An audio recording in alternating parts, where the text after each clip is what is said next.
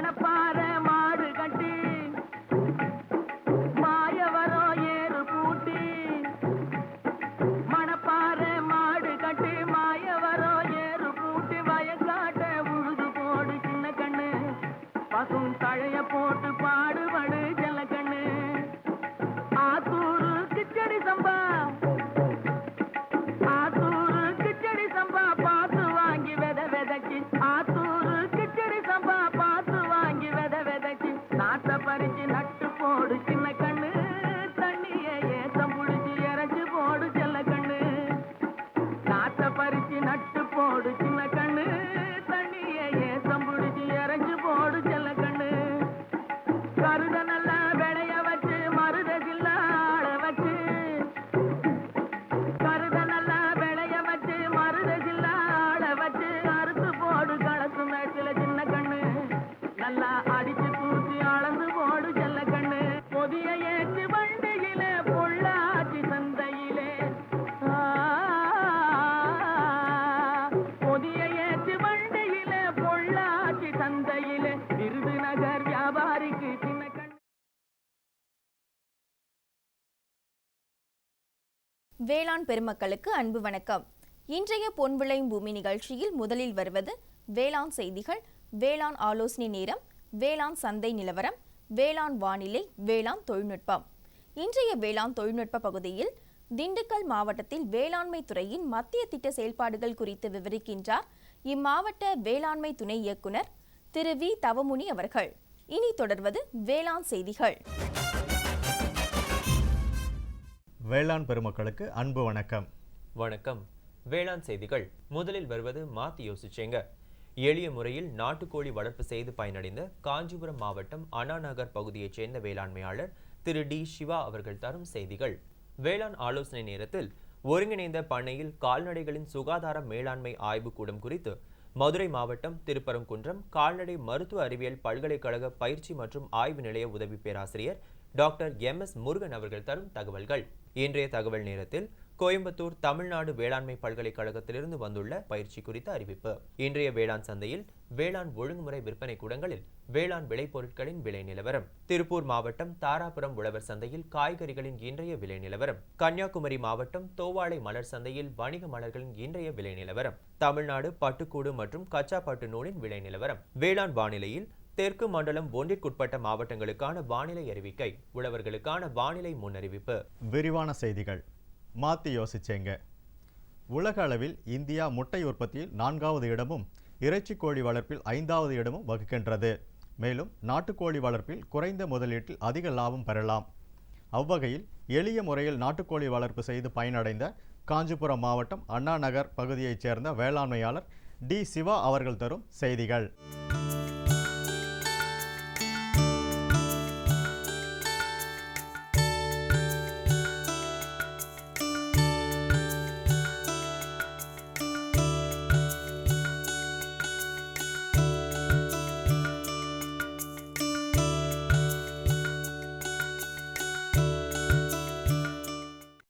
நான் diploma mechanical engineering முடிச்சுட்டு Siva net சென்டர்னு சொல்லிட்டு நெட் சென்டர் வச்சு வேலை செய்துட்டு இருந்தேன்.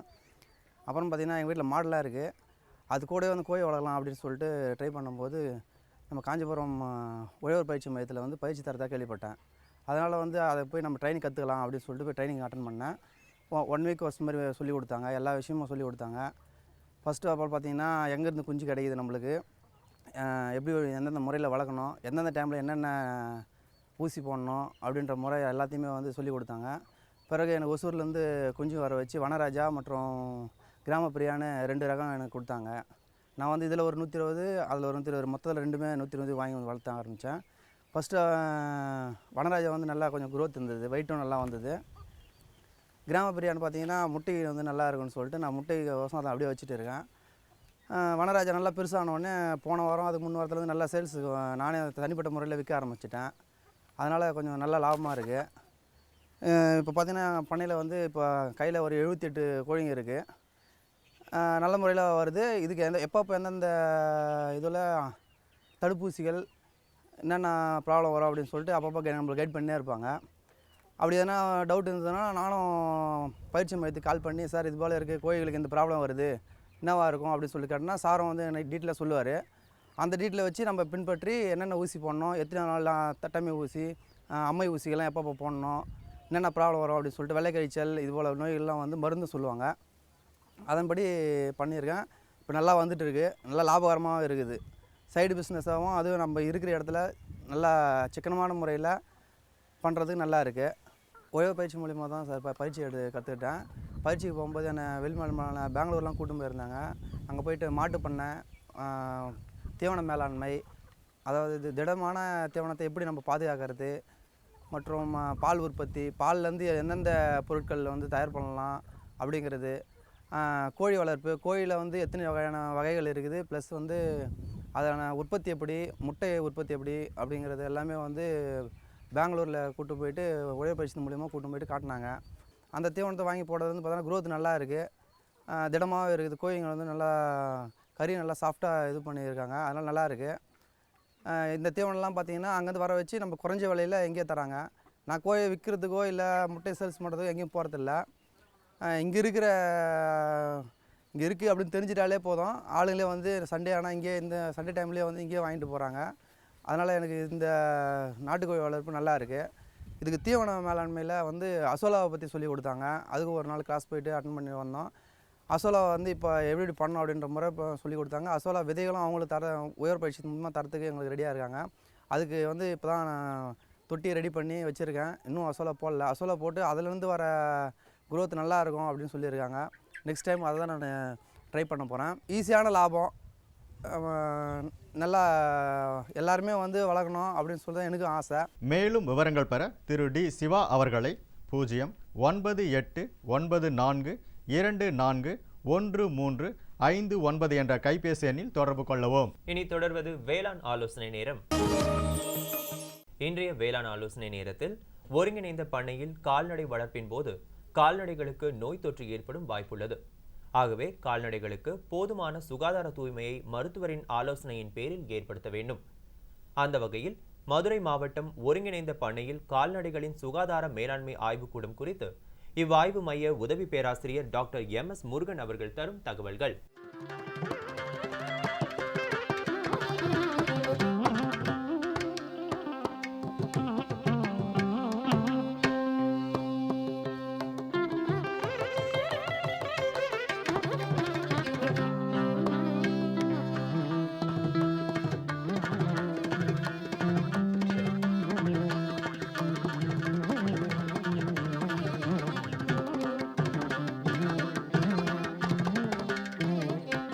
மூணாவது மாதத்துலேருந்து 6வது மாதத்தில் போடும்போது நீங்கள் தடுப்பூசி போட்டிங்கன்னா உங்களுக்கு தாய்சேய் இணைப்பு திசு வழியாக நோய் எதிர்ப்பு சக்தி குழந்தைக்கும் போகும். அதாவது ஆமாம், உங்களுக்கு கன்றுக்குட்டிக்குமே வந்து இதனால போகும். அதனால் இதை வந்து அரசு இலவசமாக ஒரு விஷயத்தை இலவசமாக பண்ணுறதை நீங்கள் வந்து விவசாய பெருங்குடி மக்கள் முறையாக பயன்படுத்தி கொள்ள வேண்டும்.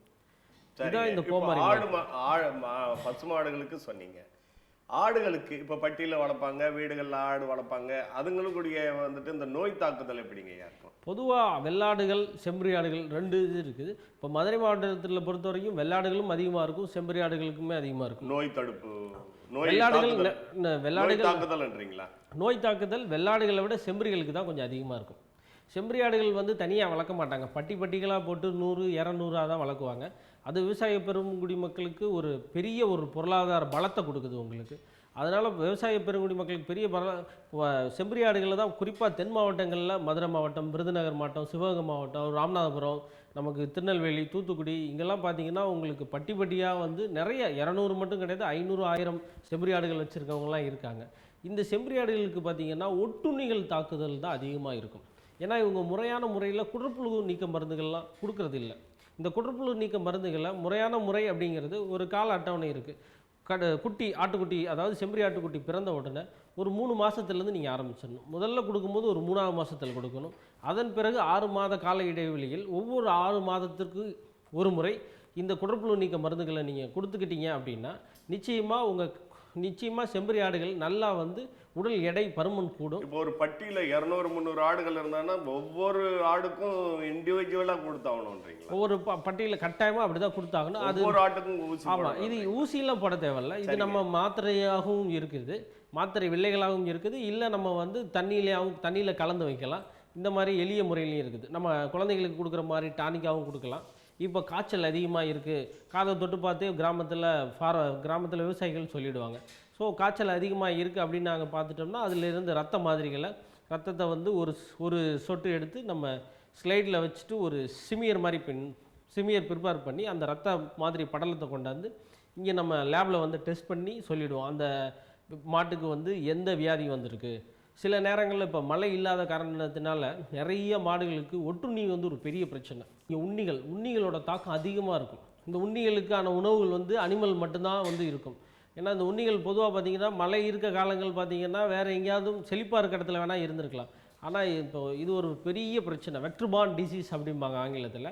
இந்த ஒட்டுண்ணிகள் பூராமே ஆடு மாடுகளை ரொம்ப பெருவாரியான அளவு தாக்குது. குறிப்பாக மதுரை மாவட்டம், தேனி மாவட்டம், இந்த மாவட்டங்களில் அதிகமாக பால் கொடுக்குற கலப்பின மாடுகள் இருக்குது. இந்த மாடுகள் எல்லாமே இந்த உண்ணிகளால் தாக்கப்படுது. இந்த உண்ணிகள்லாம் வந்து உண்ணிகளால் தாக்கப்பட்டு இந்த உண்ணிகள் ரத்தத்தை மட்டும் உறிஞ்சிறது கிடையாது. இந்த உண்ணிகள் வந்து காயமோ சுவாசமோ காற்று மூலியமாக பரவுறதில்லை. ஒரு மாட்டிலேருந்து இன்னொரு மாட்டுக்கு எளிதாக இடம் பெயர்ந்துடும். ஒரு மாட்டிலேருந்து அதுக்கு காயம்லாம் பட தேவையில்லை. நம்ம கடினமான நம்ம ஸ்கின் எந்த தோல் வழியாகவும் உள்ளே போய் நம்மளை எப்படி கொசு கடிக்குதோ அதே மாதிரி உண்ணி கடித்து நமக்கு கொசு மூலமாக மலேரியா நோய் பரவுதுங்கிறாங்க இல்லையா, அந்த மாதிரி இந்த உண்ணிகள் வந்து சில ஓரணு கிருமி வியாதின்னு சொல்லுவாங்க. அதாவது புரோட்டோசோவல் டிசீஸ்னு ஆங்கிலத்தில் சொல்லுவாங்க. அந்த புரோட்டோசோவான்னு சொல்கிற பெபிசியா, தைலீரியா, அனப்ளாஸ்மா, இந்த குறிப்பாக இது 3 தான் ரொம்ப மிக மிக முக்கியமானது. இந்த 3 கிருமியை வந்து இந்த உண்ணிகள் வந்து ஒவ்வொரு மாட்டையோ ஆட்டையோ கடிக்கும் போது பரப்பிடும். இதனால் என்ன ஆகும் அப்படின்னா உங்களுக்கு தொடர்ந்து இந்த கிருமிகள் பெருக்கத்துக்குள்ளாகிறதுனால உங்களுக்கு மஞ்சள் காமாலை போன்ற அறிகுறிகள் தென்படும். ஆடை வந்து இந்த நோய்வாய்ப்பட்ட உண்ணி கடிச்சது அப்படின்னா உங்களுக்கு வந்து சிறுநீர் வந்து உங்களுக்கு வரக்காப்பி கலரில் போகும். குறிப்பாக மதுரையில் ஒரு இடத்துல வருதுன்னா அதை சுற்று வட்டாரத்தில் தான் நம்ம தடுப்பூசியை வந்து போட்டு வரும். அதுக்கு ஆங்கிலத்தில் ரிங் வேக்சினேஷன் அப்படிம்பாங்க. அப்படி இல்லை நம்ம நடுவிலேருந்து போட்டோம்னா நம்ம நோய்கள் வந்து பரவ ஆரம்பிச்சிடும். ஸோ வெளியிலேருந்து தான் வந்து தொடர்ந்து நம்ம வேக்சினை போட்டு வந்தோம்னா இந்த நோய்கள் வெளியில் பரவாது. குறிப்பாக உண்ணி காய்ச்சல் அப்படின்னா உண்ணி நம்ம எங்கே இருக்குதுன்னு பார்த்துடணும். அவங்க காய்ச்சல்னு சொல்லிட்டாங்க, அனிமல் தொட்டு பார்த்தோன்னே நமக்கு ஓரளவு சூடாக இருக்கிறது தெரியும்.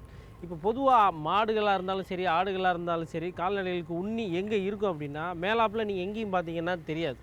விவசாயி என்ன நினைப்பாங்க, கால்நடை வச்சுருக்கவங்க என்ன நினைப்பாங்க, ஆடு மாடு வச்சுருக்காங்க, உண்ணிலாம் இங்கே தான் எங்கேயாவது இருக்கும், வெளியில் இருந்தால் தான் உண்ணி இருக்குன்னு நினைப்பாங்க. கட்டாயமாக உண்ணி வந்து வெளிப்புற தோட்டத்தில் நீங்கள் எங்கேயுமே பார்க்க முடியாது. இப்போ இந்த மாடுலேயே பார்த்தீங்கன்னா உண்ணி காய்ச்சல் நம்ம சொல்கிறோம். உண்ணிகள் வந்து உனக்கு வெளியில் பார்த்தீங்கன்னா எங்கேயுமே தெரியாது. ஆனால் எங்கே உரோமம் முடி குறைவான பகுதிகள் இருக்கோ, நல்லா வலுவலுப்பாக மிருதுவான பகுதிகள் இருக்கோ, முதல்ல பார்த்தீங்கன்னா மடி. இந்த மடியில் வந்து பார்த்தீங்கன்னா உங்களுக்கு வெளியில் வந்து பார்த்தா தெரியாது. நல்ல பக்கத்தில் நம்ம மிக அருகில் பார்த்தீங்கன்னா தான் தெரியும். இந்த கருப்பு புள்ளியாக இருக்குது பாருங்களேன், இதுதான் உண்ணிகள். உங்களுக்கு இந்த எவ்வளவு தெளிவாக உள்ளேருந்து மறைஞ்சிருக்கு பாருங்கள். இந்த உண்ணி இந்த மாதிரி இங்கே உட்காந்துக்கிட்டு ரத்தத்தை உறிஞ்சிக்கிட்டே இருக்கும் உங்களுக்கு. இது ரத்தத்தை உறிஞ்சிறது மட்டும் இல்லாமல் பசுமாடுகளை மட்டும் தாக்குறது. இது பசுமாடுகளுக்கு வரும், ஆடுகளுக்கு வரும், செம்பரி ஆடுகளுக்கு வரும். ஆமாம், குறிப்பாக பசுமாடுகளுக்கு தான் பெரிய விளைவுகள் ஏற்படுத்தும். தொடர்ந்து ரத்தத்தை உறிஞ்சிறதுனால கன்சப்ஷன், அதாவது சினை காலம் தள்ளி போகும், சினையே பிடிக்காமல் போகும். அதனால் பெரிய அளவில் பொருளாதார இழப்பு ஏற்படுத்தும். உங்களுடைய பணிகள் சிறக்க என்னுடைய வாழ்த்துக்கள். நன்றி. வணக்கம் சார்.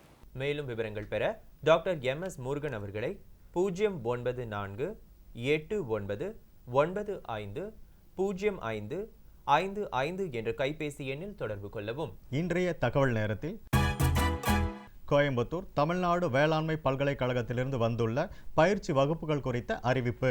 22/3/2017 புதன்கிழமை மற்றும் 23/3/2017 வியாழக்கிழமை ஆகிய 2 தினங்களில் மசாலா பொடிகள் மற்றும் ஊறுகாய்கள் தயாரிக்கும் பயிற்சி நடைபெறவுள்ளது. விருப்பமுள்ளவர்கள் இப்பயிற்சியில் கலந்து கொண்டு பயன்பெறுமாறு கேட்டுக்கொள்ளப்படுகின்றார்கள். மேலும் விவரங்கள் பெற தொடர்பு கொள்ள வேண்டிய தொலைபேசி எண்கள் 0422661134 மற்றும் ஒரு எண் 0422661126 விளம்பர இடைவேளைக்கு பின் வேளாண் செய்திகள் தொடரும். சுகமாய் பரவும் நறுமணத்தில், சுவை எனும் இன்பத் தோட்டத்தில், வளர்ச்சி எனும் பாதையில், மலர்ந்திருக்கும் புன்னகையில், பசுமையான செடிகளில், பெரிய பெரிய வர்த்தகங்களில், தேனீக்களின் ரீங்காரத்தில், மகிழ்ச்சியின் இன்ப ஒலியில். NHM தோட்டக்கலை இயக்கம். எங்கள் விருப்பம் உங்களது புன்னகை.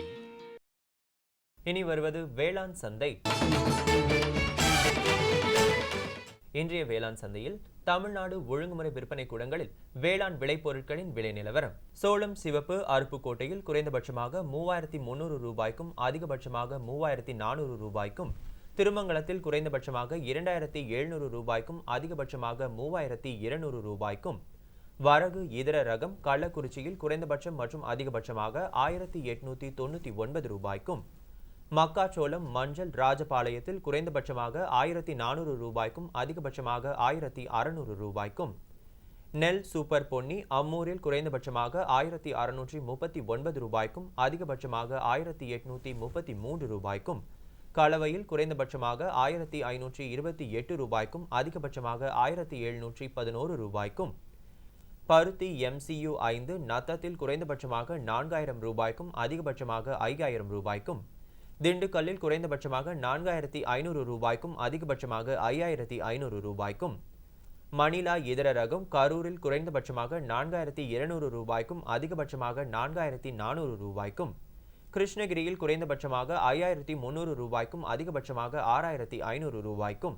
தொடரும் வேளாண் சந்தையில் திருப்பூர் மாவட்டம் தாராபுரம் உழவர் சந்தையில் காய்கறிகளின் இன்றைய விலை நிலவரம். கத்திரிக்காய் 1 கிலோ 42 ரூபாய்க்கும், வெண்டைக்காய் 1 கிலோ 40 ரூபாய்க்கும், அவரைக்காய் 1 கிலோ 60 ரூபாய்க்கும், சின்ன வெங்காயம் 1 கிலோ 40 ரூபாய்க்கும், பெரிய வெங்காயம் 1 கிலோ 15 ரூபாய்க்கும், பச்சை மிளகாய் 1 கிலோ 42 ரூபாய்க்கும், தக்காளி 1 கிலோ 22 ரூபாய்க்கும், கீரைகள் கட்டொன்று 5 ரூபாய்க்கும், கருவேப்பிலை கட்டொன்று 5 ரூபாய்க்கும், கொத்தமல்லி கட்டொன்று 10 ரூபாய்க்கும், புதினா கட்டொன்று 6 ரூபாய்க்கும் விற்பனை செய்யப்பட்டது.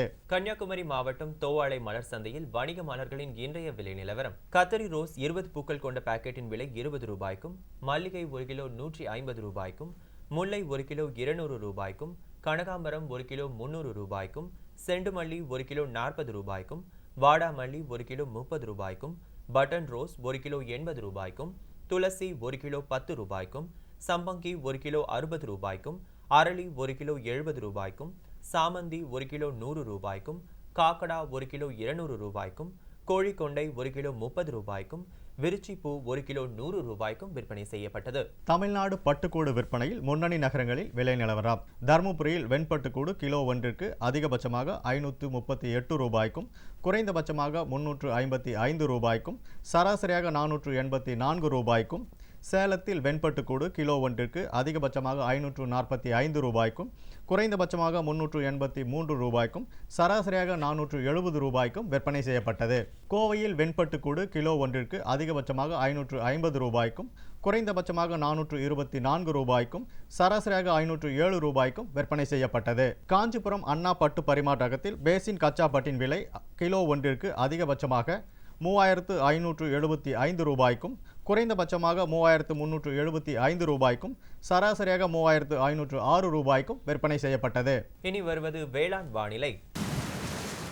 இன்றைய வேளாண் வானிலையில் தெற்கு மண்டலம் ஒன்றிற்குட்பட்ட மாவட்டங்களான விருதுநகர், திருநெல்வேலி, தூத்துக்குடி ஆகிய மாவட்டங்களில் காற்றின் வெப்பநிலை அதிகபட்சமாக 38 டிகிரி செல்சியஸாகவும் குறைந்தபட்சமாக 25.4 டிகிரி செல்சியஸாகவும், காற்றின் ஒப்பு ஈரப்பதம் 70.6%ஆகவும், காற்றின் வேகம் மணிக்கு 3.9 கிலோமீட்டராகவும், மண்ணின் ஈரப்பதம் 15 சென்டிமீட்டர் ஆழத்தில் 22.5%ஆகவும், மண்ணின் வெப்பநிலை 15 சென்டிமீட்டர் ஆழத்தில் 30 டிகிரி செல்சியஸாகவும், சூரிய கதிர்வீச்சு 496 கலோரி பெர் சென்டிமீட்டர் ஸ்கொயராகவும், வளிமண்டல அழுத்தம் 943.6 ஹெக்டா பாஸ்கல் அளவாகவும், இலையின் ஈரப்பதம் மணிக்கு 5.9ஆகவும் இருந்தது. வானிலை முன்னறிவிப்பு. உழவர்களுக்கான வானிலை முன்னறிவிப்பு. தமிழகம் மற்றும் புதுச்சேரியில் ஒரு சில இடங்களில் மழையோ அல்லது இடியுடன் கூடிய மழையோ பெய்யக்கூடும். இத்துடன் இன்றைய வேளாண் செய்திகள் நிறைவடைந்தது. வணக்கம். வணக்கம்.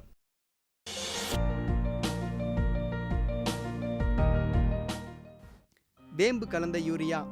சிறந்த உற்பத்திக்காக வேம்பு கலந்த யூரியா நம் நாட்டிலேயே 70 லட்சம் டன்னாக அதிகரிக்க 6 ஆலைகள் சீரமைக்கப்படுகின்றன. FCIL-இன் கோரக்பூர், சித்ரி, தல்சர் மற்றும் ராமகுண்டம் ஆலைகள், HFCL-இன் பரௌனி மற்றும் BVFCL-இன் நாமருல் போர்ட் ஆகியன. பழம் நழுவி பாலில் விழுந்தது போல இப்பொழுது நம் நாட்டிலேயே வேம்பு கலந்த யூரியா உற்பத்தி செய்யப்படும். இதனால் விவசாயிகளுக்கு நன்மையே விளையும். 10% வரை தானிய உற்பத்தி அதிகரிக்கும். மண்ணில் 10 - 15% நைட்ரஜன் திறன் அதிகரிக்கும். சிறந்த உற்பத்திக்கு வேம்பு கலந்த யூரியா.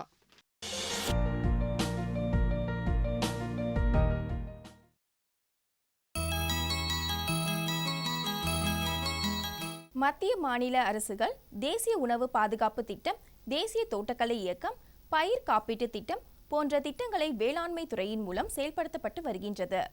அந்த வகையில் திண்டுக்கல் மாவட்டத்தில் வேளாண்மை துறையின் மத்திய திட்ட செயல்பாடுகள் குறித்து விவரிக்கின்றார் இம்மாவட்ட வேளாண்மை துணை இயக்குனர் திரு வி தவமுனி அவர்கள்.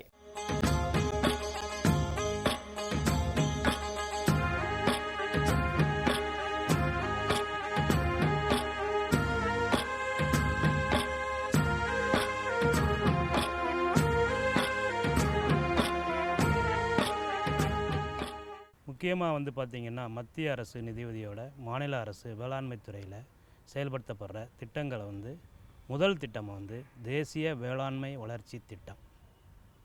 இந்த திட்டத்தில் பார்த்திங்கன்னா நெல், சிறுதானியங்கள், பயறு வகைகள், எண்ணெய் வித்துக்கள், தென்னங்கன்றுகள் விநியோகம், பருத்தி ஆகிய அனைத்து பயிர்களுக்கும் இந்த திட்டங்களை மானியங்கள் வழங்கப்படுகின்றன.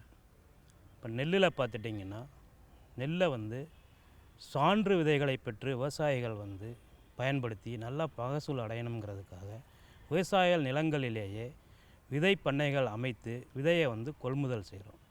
அரசு நிர்ணயித்த கொள்முதல் விலையிலிருந்து 8 ரூபாய் மானியமாக கொடுத்து விதைகளை கொள்முதல் செய்கிறோம். இந்த விதைகளை சான்றட்டைகள் பொருத்திய பின்னர் விவசாயிகள் அனைவரும் வாங்கி பயன்பெறும் வகையில் நெல் விதை சான்று விதைகள் விநியோகம் செய்யப்படுகின்றன. இந்த விதைகளுக்கு 1 கிலோவிற்கு 10 ரூபாய் மானியத்தில் விவசாயிகளுக்கு விலை குறைவாக கொடுக்கப்படுகிறது. நெல் விதைப்பு சமயத்தில் ஆட்கள் கிடைக்காததால் ஏற்படும் சங்கடங்களை தவிர்ப்பதற்காக நெல் விதைப்பு கருவி மூலம் நடவு செய்யும் விவசாயிகளுக்கு 1 ஹெக்டேருக்கு 5000 ரூபாய் மானியமாக வழங்கப்பட்டு வருகிறது. அதே மாதிரி நெல் திட்டத்தில் நிலங்களை உழுவதற்காக பவர் டில்லர் என்கிற இயந்திரம் சிறு குறு விவசாயிகளுக்கு 50% மானியத்திலும் பெரிய விவசாயிகளுக்கு 40% மானியத்திலும் நமது மாவட்டத்தில் விநியோகம் செய்யப்பட்டு வருகின்றன. இந்த பவர் டில்லர் வாங்குகிற விவசாயிகள் தாங்களே முழு விலை கொடுத்து அங்கீகரிக்கப்பட்ட நிறுவனங்களில் வாங்கி கொண்டு அந்த மானியத்தை பின்னேற்பாக தங்களது வங்கி கணக்கில் செலுத்தப்பட்டு வருகின்றன. இதற்காக விவசாயிகள் தங்களது நிலங்களுக்கான ஆவணங்கள், பாஸ்புக்கோட முதல் பக்க நகல் ஆகியவற்றை வட்டார வேளாண்மை உதவி இயக்குனர் அலுவலகங்களில் பதிவு செய்வாறு முன்னுரிமை பதிவேட்டில் பதிவு செய்து இந்த பவர் டில்லர் இயந்திரத்தை வாங்கி பயனடைய கேட்டுக்கொள்ளப்படுகிறது. நமது மாவட்டத்தில் பார்த்திங்கன்னா 13/7/20 பவர் டில்லர் விநியோக இலக்கு பெறப்பட்டு 20ல் 19 இயந்திரங்கள் விநியோகம் செய்யப்பட்டு விட்டன. இன்னும் நமக்கு தேவையான விவசாயிகள் அணுகினால் அதிக இலக்குகளை பெற்று விநியோகம் செய்யவும் ஏற்பாடு செய்யப்படும். இதுக்கடுத்து பார்த்திங்கன்னா தேசிய வேளாண் வளர்ச்சி திட்டத்திலேயே பயறுகள் இயக்கம்னு இருக்குது. இது பார்த்திங்கன்னா பயறு சாகுபடி செய்யும் அனைத்து விவசாயிகளுக்கும் சான்று பெற்ற பயறு விதைகளை விநியோகம் செய்யும் பொருட்டு 1 கிலோவிற்கு 25 ரூபாய் மானியம் வழங்கப்படுகிறது. அதே மாதிரி பயறு வகைகளில் பூக்கள் பூப்பதை அதிகரிக்கவும் பூக்கள் உதிர்வதை தடுப்பதற்காகவும் வந்த பூக்கள் அனைத்தும் காய்களாக மாறுவதற்காகவும் டிஏபி 2% கரைசல் தெளிப்புக்கு 650 ரூபாய் 1 ஹெக்டேருக்கு மானியமாக வழங்கப்படுகிறது. இதில் டிஏபி பார்த்திங்கன்னா 25 கிலோ வாங்கிக்கிட்டு 2 தடவை 35ஆம் நாள் 45ஆம் நாள் தெளிப்பு செய்ய வேண்டும். தெளிப்பு செய்வதற்கான தெளிப்பு கூலி மற்றும் டிஏபி வாங்கியதற்காக 1300 ரூபாய் தேவைப்படுது. இதில் 50% மானியம் 650 ரூபாய் அரசு விவசாயிகளின் வங்கி கணக்கில் பின்னேற்பு மானியமாக செலுத்தப்படுகிறது. தேசிய வேளாண் வளர்ச்சி திட்டத்திலே பருத்திக்காக நுண்ணூட்ட கலவையும் உயிர் உரங்களும் 50% மானியத்தில் வழங்கப்படுகின்றன. தேசிய வேளாண் வளர்ச்சி திட்டத்தில் எண்ணெய் வித்து பயிர்களுக்கு பார்த்திங்கன்னா சீட்ரில்லுங்கிற மெஷின் கொண்டு நடவு செய்தால் வந்து ஒரு ஹெக்டேருக்கு 1000 ரூபாயாக பின்னேற்பு மானியம் வழங்கப்படுகிறது. இதுலேயும் வந்து சான்று விதைகள் வந்து விநியோகம் செய்யப்படுகின்றன. 25 ரூபாய் மானியத்தில் விநியோகம் செய்யப்படுகின்றன. அதுக்கடுத்து பார்த்திங்கன்னா தென்னங்கன்றுகள் விநியோகம். தென்னை வந்து கன்றுகள் உற்பத்தி மையம் நம்ம மாவட்டத்தில் இல்லாததுனால புதுக்கோட்டை, விருதுநகர், ராமநாதபுரம் மாவட்டங்களிலிருந்து விவசாயிகளின் தேவைக்காக தென்னை நெட்டை ரகம், நெட்டை குட்டை ரகங்கள் வரவழைக்கப்பட்டு நெட்டை ரகத்திற்கு ஒரு மரத்திற்கு 20 ரூபாய் மானியமாக வழங்கப்படுகிறது. அதே மாதிரி நெட்டை குட்டை ரகங்களுக்கு 30 ரூபாய் மானியமாக வழங்கப்படுகின்றன. இதில் வந்து எல்லாமே 50% மானியத்தில் வழங்கப்படுகின்றன. அடுத்தபடியாக தேசிய உணவு பாதுகாப்பு இயக்கம் பயறு வகைகளுக்காக வந்து நம்ம மாவட்டத்தில் செயல்படுத்தப்பட்டு வருதுங்க. இந்த வருஷம் உலக பயறு ஆண்டுங்கிறதுனால பயறு உற்பத்தியை வந்து பெருக்கணுங்கிற ஒரு முக்கியமான நோக்கத்தின் அடிப்படையில் பயறு வகைகளுக்கு முக்கியத்துவம் கொடுத்து எல்லா வந்து விவசாயம் செய்யாத இடங்கள், காலியாக இருக்கிற இடங்கள், எல்லா இடங்கள்லையும் வந்து பயறு வகைகளை வந்து விவசாயிகள் பயிரிட்டு உற்பத்தியை பெருக்கணுங்கிற நோக்கத்தோட தேசிய உணவு பாதுகாப்பு இயக்கம் பயறுங்கிற இந்த திட்டத்தை வந்து இந்த வருஷம் மத்திய அரசு நிதியுதவியோடு செயல்படுத்தப்பட்டு வருகிறது. இதில் பார்த்திங்கன்னா பயறு வந்து உற்பத்தி செய்கிற விவசாயிகளுக்கு பயறு சான்று விதைகள் வந்து நம்ம வந்து 25 ரூபா வந்து மானியத்தில் கொடுக்குறோம் சார். அதே மாதிரி டிஏபி ஸ்ப்ரே கொடுக்குறோம் சார். அதே மாதிரி பயறு வந்து பார்த்திங்கன்னா விவசாயிகள்லாம் தூவி விட்டுட்டு அப்படியே விட்டுருவாங்க. இதில் வந்து வரிசை நடவு செய்கிற விவசாயிகளுக்கு ஒரு ஹெக்டேருக்கு வந்து 1000 ரூபா மானியம் கொடுக்குறோம் சார். இதில் பார்த்திங்கன்னா அப்போ தான் வந்து பயிரோட எண்ணிக்கையை வந்து கரெக்டாக பராமரிக்க முடியும். அப்படி பராமரிக்கிறப்போ வந்து நமக்கு வந்து மகசூல் கூடுங்கிறது வந்து முக்கியமான நோக்கம். இதில் வந்து பூச்சி நோய்கள் தட்டுப்படுற இடங்களில் வந்து தெளிப்பதற்காக இந்த தெளிப்பான், விசை தெளிப்பான்கிற வந்து கருவி வந்து 6200 ரூபா வந்து அந்த கருவியோட முழு விலைங்க. இதில் வந்து 3000 ரூபா வந்து மானியம் கொடுக்குறாங்க. இதில் பார்த்திங்கன்னா இன்னொரு இது இருக்குதுங்க. அதாவது விவசாயிகள் வந்து தண்ணி பாய்ச்சறது வரப்பில் வந்து பாய்ச்சி தண்ணீர் வந்து நிறைய ஆவியாகி வேஸ்ட்டாக போகுதுங்கிறதுனால தண்ணீரை வந்து சிக்கனமாக பயன்படுத்தி ஆவியாவதை தடுக்கிறதுக்காக நீர் கடத்தும் குழாய்கள் அப்படின்னு வந்து கொடுக்குறாங்க. இதில் வந்து பார்த்திங்கன்னா ஒரு யூனிட்டுக்கு ஒரு ஹெக்டேருக்கு ஆகிற பைப்புகளுக்கு வந்து 15000 ரூபா மானியம் கொடுக்குறோம். இதையெல்லாம் வந்து விவசாயிகள் வந்து பயன்படுத்திக்கிறணும்னு இத்தருணத்தில் கேட்டுக்கிட்டு வாய்ப்புக்கு நன்றி கூறி விடைபெறுகிறேன். நன்றி, வணக்கம். தொடர்பு கொள்ள வேண்டிய தொலைபேசி எண் 09894207120 என்ற கைபேசி எண்ணில் தொடர்பு கொள்ளலாம். பிரதம மந்திரி வேளாண் நீர்ப்பாசன திட்டம் விவசாயிகளின் நன்மையை நோக்கிய முன்னேற்றம். பிரதம மந்திரி வேளாண் நீர்ப்பாசன திட்டம் ஒவ்வொரு வயலுக்கும் நீர், ஒவ்வொரு துளியிலும் அதிக விளைச்சல். சரியான நீர்ப்பாசன முறைகள் மற்றும் நீர் பாதுகாப்பின் புதிய தொழில்நுட்பங்களுடன் பூமியின் நீரளவு அதிகரிக்கும். வட்டார அளவில் நீர்ப்பாசன திட்டங்கள் நடக்கும். நீர்ப்பாசனமற்ற இடங்களிலும் நீர் பாய்ச்சுவதால் உற்பத்தி அதிகரிக்கும். இந்திய அரசின் மாபெரும் திட்டம் பிரதம மந்திரி வேளாண் நீர்ப்பாசன திட்டம். 22/3/2017 புதன்கிழமை அன்று பொன் விளையும் பூமி நிகழ்ச்சியில் மாத்தி யோசிச்சேங்க. ஒருங்கிணைந்த பண்ணையத்தில் நாட்டுக்கோழி வளர்ப்பு செய்து பயனடைந்த காஞ்சிபுரம் மாவட்டம் பிள்ளையார்பாளையம் பகுதியை சேர்ந்த வேளாண்மையாளர் திருமதி பி. விஜயலட்சுமி அவர்கள் தரும் செய்திகள். வேளாண் ஆலோசனை நேரம். தஞ்சாவூர், திருவாரூர், திருச்சி, கரூர், பெரம்பலூர், அரியலூர் மற்றும் நாகப்பட்டினம் ஆகிய மாவட்டங்களுக்கான வேளாண் அறிவிக்கை மற்றும் இன்றைய தாவர பகுதியில் மூலிகை பயிரான துளசியின் சாகுபடி குறிப்புகள். இன்றைய தகவல் நேரத்தில் வரகு உணவுப் பொருட்களின் முக்கியத்துவம். வேளாண் தொழில்நுட்ப பகுதியில் தஞ்சாவூர் மாவட்டம் ஒருங்கிணைந்த நீர்வடி பகுதி மேலாண்மை திட்டத்தின் செயல்பாடுகள் குறித்து இம்முகமையின் நீர்வள மேம்பாட்டு பொறியாளர் திரு ஆர். கிரிபிரசாத் அவர்கள் தரும் விளக்கம் ஆகியன இடம்பெறும். மீண்டும் நாளைய பொன் விளையும் பூமி நிகழ்ச்சியில் சந்திப்போம். நன்றி, வணக்கம்.